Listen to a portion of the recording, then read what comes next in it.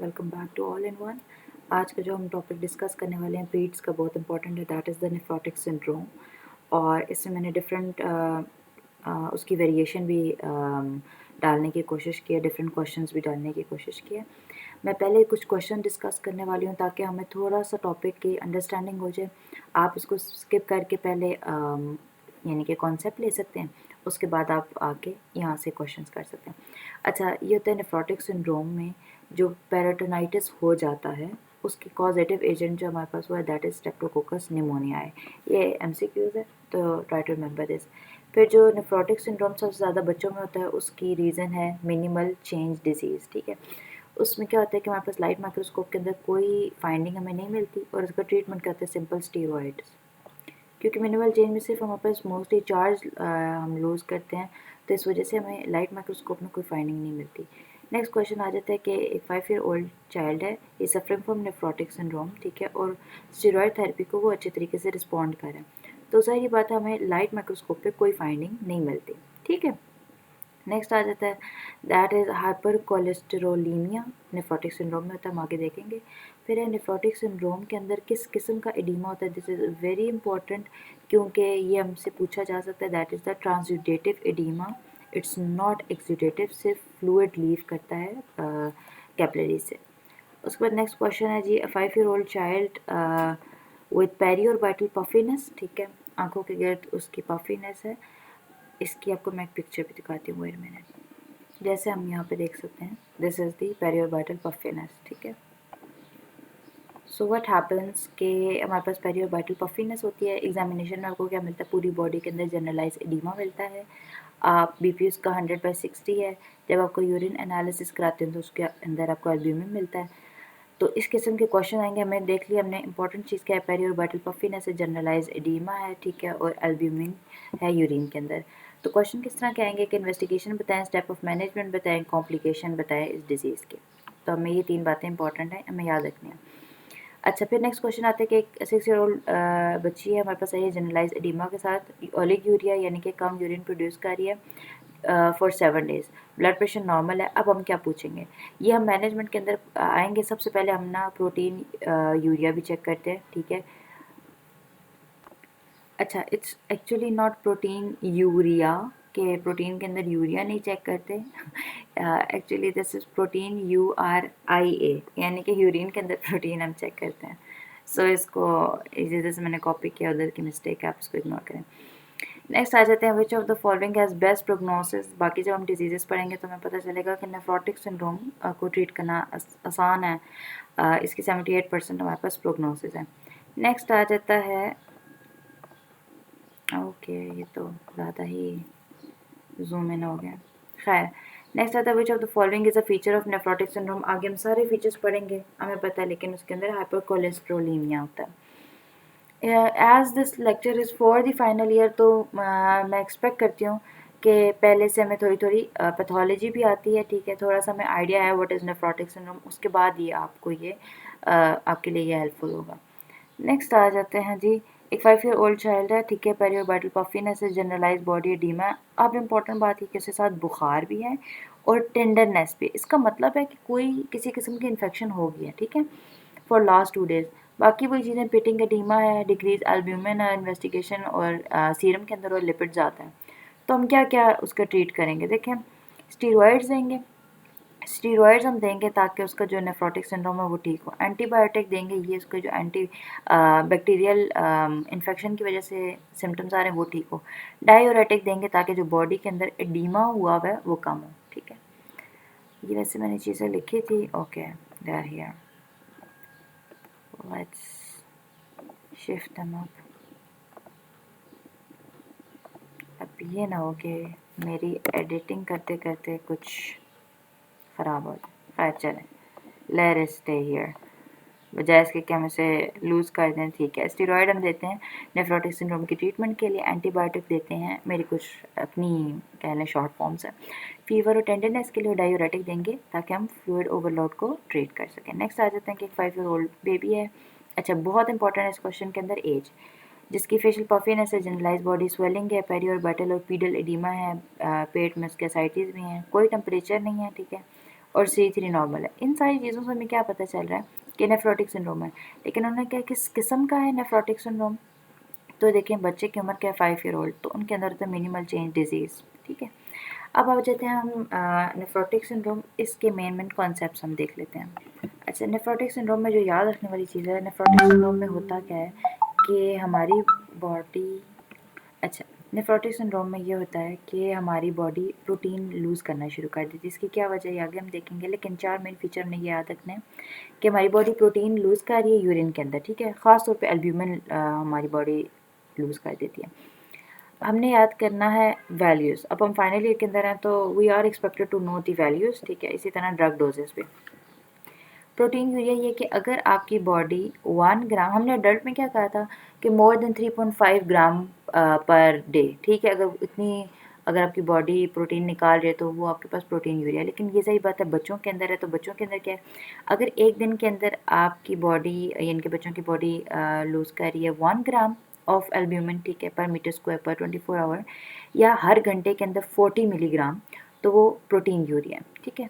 दूसरा ये है कि ऐसा ही बात है, प्रोटीन लूज़ करिए तो बॉडी के अंदर प्रोटीन कम हो जाएगा, हाइपोप्रोटीनीमिया हो जाएगा, ब्लड के अंदर कम होगा, एल्ब्यूमिन भी कम होगा। नॉर्मल जो आपकी टोटल प्रोटीन होती है वो इससे ज़्यादा होती है। अब क्या होगा बच्चों के अंदर, वो लेस देन 5.5 ग्राम पर डीएल हो जाएगी। आपका सीरम एल्ब्यूमिन जो नॉर्मली आई गेस होता है, तो ये एल्ब्यूमिन होता है अराउंड 4 to 4.7, राइट, ग्राम पर डीएल। तो ये अब क्या होगा कि 2.5 से भी कम हो गया।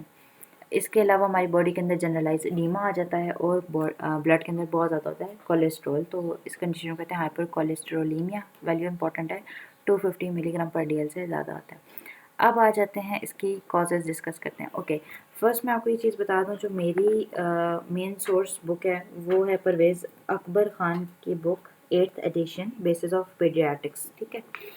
तो मैं ये चाहती हूँ कि कुछ चीज़ें हम लोग बुक से ही देखेंगे। आपके पास बुक है तो उसको खोल लें, will just go through that. Causes में क्या क्या आ जाता है, देखें हमारे पास 2 मेन कॉजेज़ बताई हुई हैं बुक के अंदर, प्राइमरी है और सेकेंडरी है, ठीक है। प्राइमरी के अंदर क्या है कि ऐसी चीज़ जो आपके ग्लोमेरुलस के डायरेक्ट अफेक्ट कर रही है, ठीक है, चाहे वो हम क्या कहते हैं वो इन्फेक्शन के साथ है या नहीं है, ठीक है। विदाउट ग्लोमेरुलर नेफ्राइटिस है, उसमें मिनिमल चेन डिसीज़ FSGN है, फिर कंजेनिटल नेफ्रोटिक सिंड्रोम है, और जो विद है ग्लोमेरुलर नेफ्राइटिस, ये आ जाएगा मेसेंजियल मेम्ब्रेनो और मेम्ब्रेनस ग्लोमेरुलर नेफ्राइटिस। ये सिर्फ आपको पता होनी चाहिए, बाकी आपसे कोई क्वेश्चन में पूछेगा नहीं, I don't think so. Next आ जाता है secondary nephrotic syndrome. Secondary nephrotic syndrome में यही आ जाएगी, आगे क्लासिफिकेशन लिखी हुई है कि या आपके पास अगर रीनल डिजीज़ है, जैसे idiopathic RPGN rapidly progressive glomerular nephritis हो गया, IgA नेफ्रोपैथी होगी। मेडिकेशंस कौन कौन से कॉज करेंगे नेफ्रोटिक सिंड्रोम, ये पेंसिलामाइन, कैप्टोप्रिल, गोल्ड सॉल्ट्स एंड मर्क्यूरियल्स, ठीक है। ये चारों हम याद कर लेते हैं ताकि अगर इसका कोई MCQ आता है तो वही नो। PCGM कर लें, PCMG कर लें, penicillamine, captopril, gold salts and mercurial. Systemic disease में जो आपका डायबिटीज़ होता है उसमें देखें आपको पता होगा कि ग्लूकोज जाके आपके GBM को डैमेज करता है। अमाइलोडोसिस हो गया, SLE हो गया। एलर्जिक रिएक्शन आपके पास इंसेक्ट के काटने से हो सकता है। फेमिलियल कंडीशन में अल्पोर्ट सिंड्रोम होता है या फिनिश नेफ्रोसिस होता है। पोस्ट इन्फेक्शस जैसे हेपेटाइटिस B, C, मलेरिया, ये सब कॉज करा सकते हैं। अच्छा, 2 इम्पोर्टेंट और चीज़ें जो हमने देखी हैं, उसमें 2 तरह के नेफ्रोटिक सिंड्रोम आ जाएंगे, एक होता है इडियोपैथिक, एक होता है कंजेनिटल। इसको ओके, इसको हम देख लेते हैं, पहले इडियोपैथिक को देख लेते हैं। इडियोपैथिक क्या होता है कि ये मोस्ट कॉमन टाइप है बच्चों के अंदर, ठीक है। जो चीज़ें मैं रीड करती जा रही हूँ, just mark them on your book, that's it, you have to do that only. उसमें फिर आपने क्या करना है, थर्ड पॉइंट देखें तो उसमें abnormal function of T cell है, ठीक है। फोर्थ पॉइंट में नॉन हेरिडिटरी डिसऑर्डर है, और वायरल इन्फेक्शंस के बाद होती है, ठीक है। ये आ गया। इसके बाद आपने टेबल 22.2 देखना है, ठीक है। टेबल 22.2 की जो परसेंटेजेस हैं ये इंपॉर्टेंट है कि मिनिमल चेन डिजीज़ में आप 75% ये कॉज करते हैं इसके चांसेस। FSGN जो होता है ये ओनली इट कॉजेज लाइक 10%। बाकी मेसेंजियो जो है प्रोलिफरेटिव या मेम्ब्रेनो प्रोलिफरेटिव GN है, that cause only 5% and membranous nephropathy भी लेस देन 5%। नेक्स्ट आ जाते हैं इंपॉर्टेंट। अब हम देखेंगे कि इन्वेस्टिगेशन में हमारे पास इंपॉर्टेंट क्या है। एक यूरिन का एनालिसिस कराएंगे, सीरम को देखेंगे, रीनल बायोप्सी करानी पड़ सकती है, लेकिन उसके हम देखेंगे कि किस किस सूरत में हमें रीनल बायोप्सी करानी पड़ सकती है, ठीक है। अच्छा, और फिर दूसरे टेस्ट हैं। यूरिन एनालिसिस में हम 4 तरह के टेस्ट कराते हो। आप यूरिन के अंदर सबसे पहले प्रोटीन चेक करते हो, ठीक है, डिपस्टिक मेथड से। अब ये बुक के अंदर लिखा हुआ है कि डिपस्टिक अगर आपको ट्रेस देता है, ठीक है, अगर डिपस्टिक की वैल्यू नेगेटिव में आती है तो इसका मतलब ये बहुत ही ट्रेस वैल्यू में आ रहा है आपके पास प्रोटीन। अगर आपके पास डिपस्टिक की वैल्यू आ रही है +1 या 1+, ठीक है, तो इसका मतलब ये है कि यूरिन के अंदर है 30 मिलीग्राम पर DL ऑफ प्रोटीन। अगर डिपस्टिक की वैल्यू आ रही है 2+, तो इसका मतलब है 100 मिलीग्राम पर DL प्रोटीन है यूरिन के अंदर। अगर 3+ है तो 300, 4+ है तो मोर देन 2000 मिलीग्राम पर DL। इसका मतलब ये है कि अगर हमें यूरिन के अंदर 3+ यानी कि 300 मिलीग्राम पर DL प्रोटीन टू 4+, इसके दरमियान यानी कि ये 4+ हमें क्या देगा 2000 मिलीग्राम पर DL, इनके दरमियान कोई भी वैल्यू मिलती है तो it mean it's a massive protein urea, it's a nephrotic syndrome range protein urea. दूसरा होता है कि हम 24 आवर प्रोटीन एक्सक्रीशन देखते हैं कि एक दिन के अंदर कितनी प्रोटीन एक्सक्रीट हुई है। अब इसको देखने से पहले आपको नॉर्मल पता हो, नॉर्मली हर घंटे के अंदर बच्चे के अंदर सिर्फ लेस देन 4 मिलीग्राम पर मीटर स्क्वायर प्रोटीन का लॉस हो रहा होता है, या 24 घंटों में हम देखें तो लेस देन 150 मिलीग्राम, ठीक है, यानी कि मैक्सिमम एक दिन के अंदर क्या आ जाएगा 150 मिलीग्राम। अब नेफ्रोटिक सिंड्रोम वाले बच्चे के अंदर क्या होगा, हर घंटे के अंदर 40 मिलीग्राम से ज़्यादा, देखें वो जो हर घंटे के अंदर 4 से भी कम जिनका लॉस होना चाहिए था प्रोटीन का, वो 40 से ज़्यादा उनका लॉस हो रहा है। और 24 आवर्स के अंदर 2 ग्राम से ज़्यादा, जबकि ये it should be less than 150। फिर हम करेंगे urinary protein and creatinine ratio. Normally क्या होता है, जो बच्चा 2 साल से छोटा होता है उसके अंदर ये रेशो लेस देन 0.5 होती है। जो बच्चा 2 साल से बड़ा होता है उसके अंदर ये रेशो 0.2 होती है। यहाँ पे क्या होता है, it's this protein and creatinine ratio is more than 3। Microscopic haematuria 10 to 15% of cases में हो सकता है।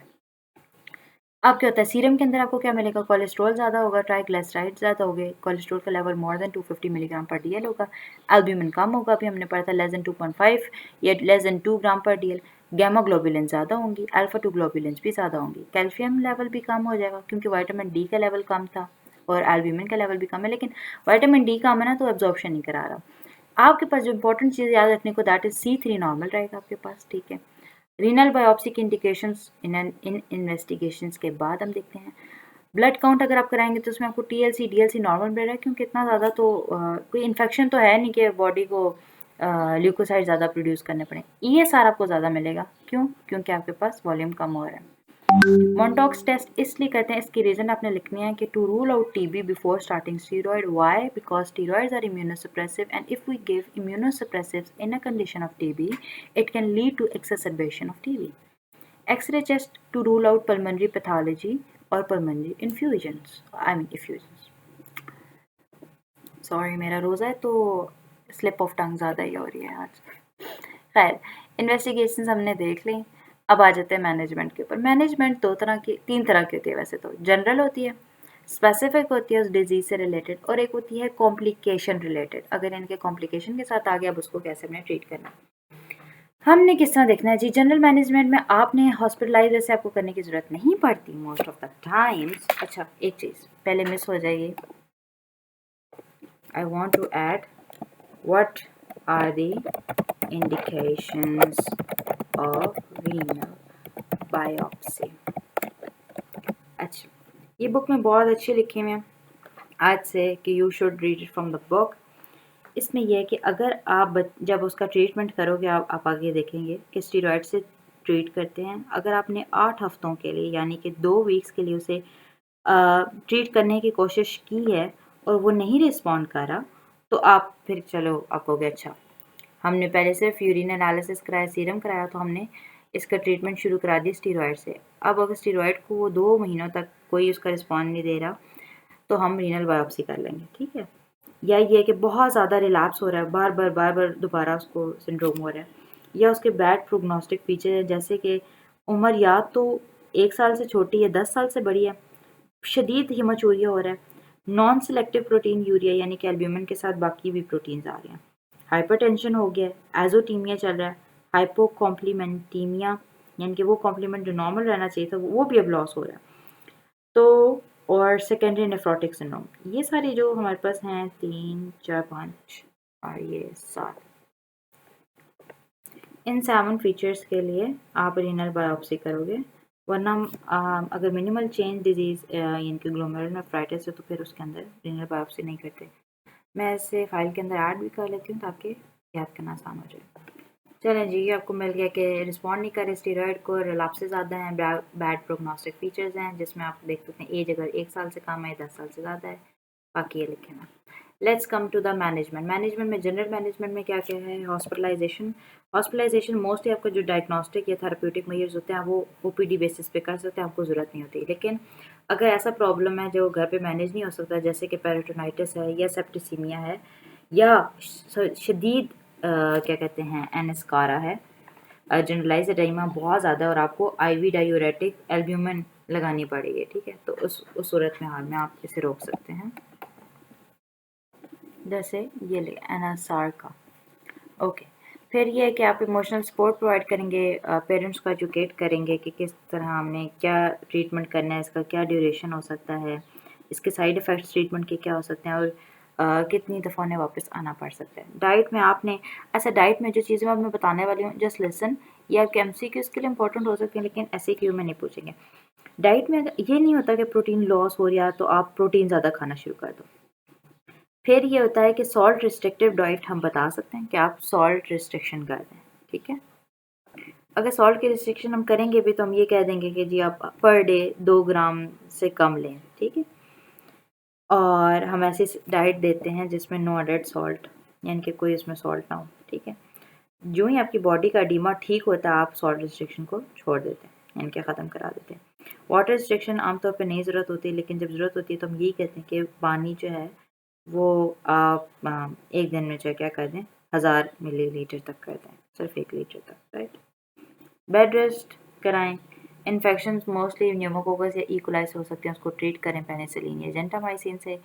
डायूरेटिक्स अगर जब हमें यूज़ करने पड़ेंगे, डायूरेटिक्स कब कब यूज़ करने हैं, डायूरेटिक्स यूज़ करने हैं जब बच्चे को सिवियर रिस्पिरेटरी डिस्ट्रेस हो, मैसिव एसाइटीज़ हो या स्टीरॉयड्स कॉन्ट्राइंडिकेटेड हों या स्टीरॉयड्स के साइड इफ़ेक्ट प्रोड्यूस हो गए, तो आपने उसकी डोजिंग किस तरह करनी है कि फ्यूराज़ोमाइड देना है 1 to 2 mg पर kg हर 4 घंटे के बाद, आईवी या ओरल।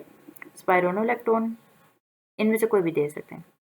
स्पाइरोनोलैक्टोन 2 से 4 mg पर ग्राम पर डे ओरल देते हैं और डिवाइडेड इन 4 डोजेस। फिर हाइड्रोक्लोरोथायाजाइड है 2 to 4 milligram per day oral देते हैं, 2 डोजेस 2 डिवाइडेड डोजेस में देते हैं और साथ पोटेशियम क्लोराइड देते हैं, ये ना हाइपोकलीमिया ना हो जाए।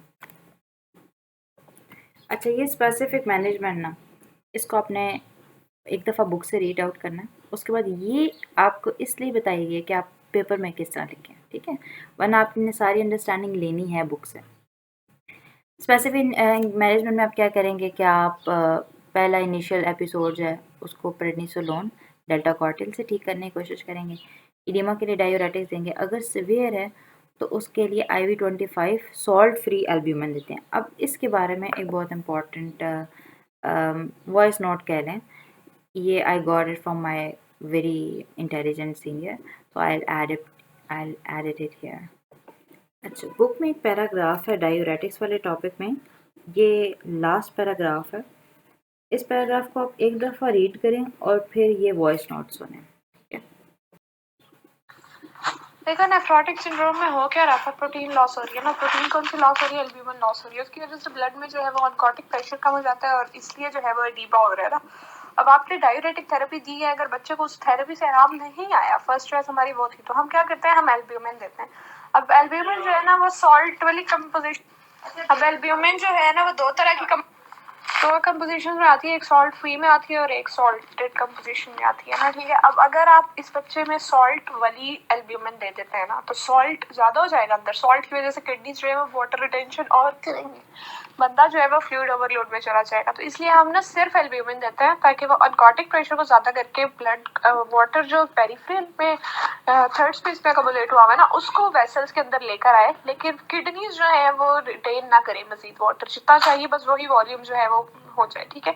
हम पहले देते हैं 1 ग्राम पर केजी पर डे के हिसाब से उसको इन्फ्यूजन देते हैं, फिर अगले 2 घंटे तक, फिर उसके बाद साथ में हम जो है फिरोसेमाइड भी दे देते हैं ताकि फ्लूइड ओवरलोड में ना जाए, क्योंकि एकदम से ब्लड जब फ्लूइड जो है वो वेस्कुलर कंपार्टमेंट में आ जाएगा तो बच्चा जो है फ्लूइड ओवरलोड में भी जा सकता है, तो हमने उसको भी प्रिवेंट करना होता है। तो हम साथ में एल्ब्यूमिन के साथ पहले वेस्कुलर कंपार्टमेंट में ब्लड को भेजते हैं, फिर उसमें डायरेटिक्स देते हैं ताकि वो जो एक्स्ट्रा ब्लड है ना वो निकल जाए, फिर आप रिपीट करते हैं इन्फ्यूजन अगर इफेक्ट जो है वो थोड़ा है या फ्लूइड ओवरलोड पे जा रहा है तो आपने रिपीट करनी होती है डोसेस। और आपने देखना होता है कि बंदा जो है वो हाइपरटेंशन या हार्ट फेलियर में ना जाए, ठीक है। इसीलिए जो है हम हमेशा वॉल्यूम,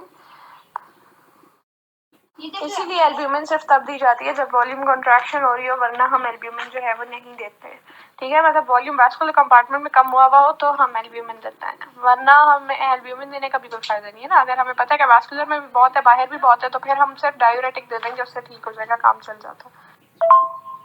यार जिस तरह इन्वेस्टिगेशन 2 तरह की होती है ना, जनरल इन्वेस्टिगेशंस होती हैं, बेसलाइंस, और फिर डिजीज स्पेसिफिक इन्वेस्टिगेशंस होती है। इसी तरह ना ट्रीटमेंट जो है वो 3 तरह का होता है। एक जनरल ट्रीटमेंट होता है जिसमें आपने लाइक जनरल हेल्थ मेंटेन करनी होती है, इन्फेक्शन प्रिवेंशन दे दी, बेड रेस्ट दे दिया, डाइट इंप्रूव कर दी, इन्फेक्शन कर दिए, फिर स्पेसिफिक ट्रीटमेंट है। अब नेफ्रोटिक के लिए स्पेसिफिक ट्रीटमेंट वही है, स्टेरॉइड्स और डायरेटिक थेरेपी आप देते हैं। और फिर तीसरी चीज होती है ट्रीटमेंट ऑफ द कॉम्प्लिकेशन। तो अगर बच्चे में कोई कॉम्प्लिकेशन भी आना शुरू हो गई है, नेफ्रोटिक के साथ साथ इन्फेक्शन आना शुरू हो गए हैं, डिस्लिपिडीमियाज आना शुरू हो गए हैं, वो ओबेसिटी हो गई है, थ्रोम्बोएम्बोलिक फिनोमेना हो गया, वो हमें पता है कि किस फिनोमेना से हो रहा है, लाइक क्योंकि एल्ब्यूमिन कम है तो बॉडी जो है वो प्रोटीन सिंथेसिस ज्यादा कराती है, उसमें लाइपोप्रोटीन ज्यादा कर देती है, लाइपोप्रोटीन ज्यादा हो जाती है, डिस्लिपिडीमियाज हो जाते हैं। ब्लड में जो है वो इन्फेक्शन क्यों हो जाएंगे, क्योंकि हमारे पास जो है वो एल्ब्यूमिन के साथ साथ गामा ग्लोबुलिन भी लॉस हो सकती है, तो इम्यूनो कॉम्प्रोमाइज हो जाता है बंदा, तो इन्फेक्शन हो जाते हैं, ठीक है। थ्रोम्बोएम्बोलिक फिनोमेना भी इसीलिए हो रहा होता है क्योंकि जो हमारे पास एंटी क्लॉटिंग फैक्टर्स होते हैं ना, लाइक एंटी थ्रोम्बिन 3 होती है, वो भी कभी कभी लॉस हो जाती है यूरिन में, ठीक है। उसकी वजह से थ्रोम्बोएम्बोलिक फिनोमेना हो जाता है। तो ट्रीटमेंट जो है वो हम इसलिए सवाल में सारा लिख देते होते हैं कि कई दफा मार्क्स होते हैं ना ट्रीटमेंट के, जनरल ट्रीटमेंट भी लिखना है आपने, डिजीज स्पेसिफिक भी लिखना है, और डिजीज की कॉम्प्लिकेशन का भी करना है, ठीक हो गया। इस वजह से हमें ये चीज़ पता चल गई कि डिस्लिपिडीमिया के लिए डाइट को, यानी कि डाइट में लिपिड्स कम करेंगे, इन्फेक्शन है तो एंटीबायोटिक्स देंगे। This is not antibody please, this is my on made up short form. Thromboembolism है तो हाइपरिन, लो मॉलिक्यूलर वेट हाइपरिन या वारफेरिन दे सकते हैं। ओबेसिटी ग्रोथ के लिए आपने डाइटरी काउंसलिंग करनी है। रिलैप्स के लिए हाई डोजेस प्रेडनिसोलोन देनी है। एल्कालेटिंग एजेंट्स हम दे सकते हैं, एंटी हेलमेंथिक दे सकते हैं, या इनमें से ड्रग्स हम यूज़ कर सकते हैं। तो ये आपकी मैनेजमेंट हो जाएगी।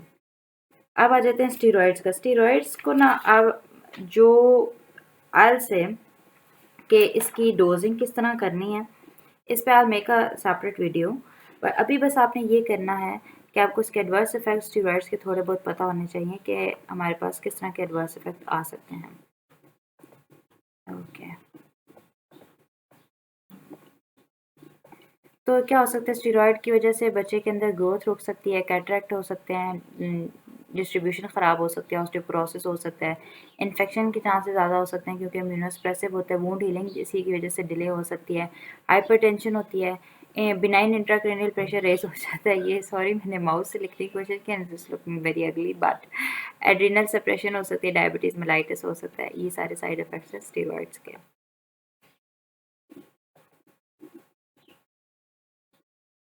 अच्छा, ऐसे नेक्स्ट एक सिनेरियो हम देख लेते हैं कि सेम चाइल्ड है, नेफ्रोटिक सिंड्रोम का था, अब किस मसले के साथ है, एब्डोमिनल पेन है, उसे वॉमिटिंग हो रही है, आपने एग्जामिनेशन किया तो उसे बुखार भी है, एडिमा भी है और टॉक्सिक अपीयरेंस है। अब हमने तो कहा था कि नहीं होता, इसका मतलब है कोई सुपर इम्पोजिशन हो गई है, राइट। हमने ऊपर अभी कॉम्प्लिकेशंस में पढ़ा था, लेट मी गो बैक, ये कॉम्प्लिकेशन हमने क्या पढ़ा था, इन्फेक्शन हो सकते हैं, तो इन्फेक्शन में वो टॉक्सिक लुकिंग है, ठीक है। तो अब एब्डोमेन डिस्टेंडेड और टेंडर है तो इसका डायग्नोसिस क्या है कि nephrotic syndrome leading to spontaneous peritonitis. इसी तरह एक क्वेश्चन हमारे पास आ सकता है कि बच्चा जनरलाइज बॉडी एडीमा है, infrequent urination. I am so sorry for this noise, लेकिन हमारी हॉस्टल की बिल्लियाँ they are okay, they are quite quarrelsome. फिर क्या है, एब्डोमिनल पेन है, लेथार्जिक है और जनरलाइज्ड एडीमा हुआ हुआ है, एब्डोमेन भी टेंडर है, फ्लूइड थ्रिल भी है। अब यूरिन एनालिसिस देखें, प्रोटीन में ब्लड क्लास 1 है, इसके अलावा टीएलसी हमें नज़र आ रहा है, कोलेस्ट्रोल 250 है सीरम के अंदर, C3 पे C3 नॉर्मल है, ब्लड यूरिया 42 है। अब ये सारे हमारे पास लेके जा रहे हैं आपका diagnosis toward the acute renal failure, ठीक है। और इसकी कॉम्प्लिकेशन पूछ सकते हैं, हाइपरकैलेमिया, एसिडोसिस, हाइपोकैल्सीमिया, हाइपोनेट्रीमिया, क्योंकि सबको ज़ाहिर बताया कि रीनल फेलियर की तरफ चला गया। और ये रीनल फेलियर कैसे है, हम ये से एक्यूट रीनल फेलियर वाले टॉपिक में डिस्कस करेंगे। Hyperkalaemia, acidosis, hypocalcaemia, seizures, infection, anaemia, GIT bleeding. That's all for this. Please अगर आपको लगता है कि मैंने कहीं कोई गलती की है तो प्लीज़ फील फ्री मुझे बताएं कमेंट्स के अंदर, and I would love to correct them. और कोई क्वेश्चन हो तो please ask. Take care, Allah हाफिज़। बल्कि वे 1 मिनट, आज I was just going to close, तो मुझे याद आया तो मैंने इतना इंपॉर्टेंट टॉपिक मिस कर दिया।